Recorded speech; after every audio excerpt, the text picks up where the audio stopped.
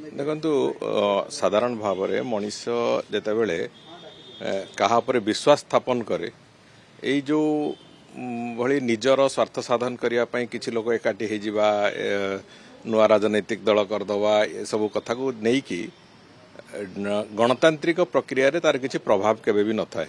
आज पर्यंत सर्वभारतीय स्तर में कौटी देखा जायनी कि ओडिशा रे भी से कथार कौन नजर देखा जीवनी। तेणुक जदि से बाबद में कई निजे इच्छा प्रकट कर राजनीतिक दल तैयारी करने को से करंतु। ओडिशा रे अतीत रे भी एभली भाव में अनेक गुड़े राजनैतिक दल तैयारी होईची भांगी ध्वंस प्राप्त हो जाइए।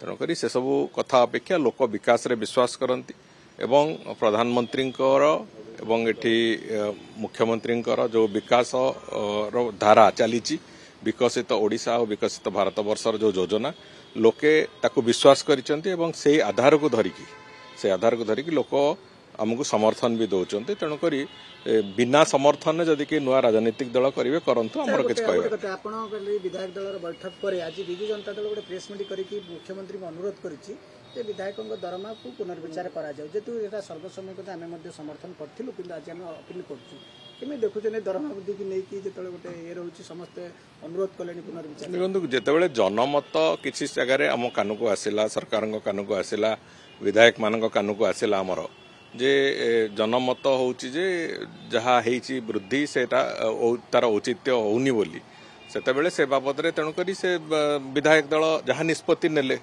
से जहाँ निष्पत्ति नहीं स्वागत योग्य निष्पत्ति। अलग दल तांकर भूमिका से निर्वाहन करंतु मोर किछ कहबार नहीं किंतु बीजेपी रो विधायक दल ए बाबद रे एक निष्पत्ति नहीं जहाँ निष्पत्ति नहीं अत्यंत स्वागत योग्य निष्पत्ति।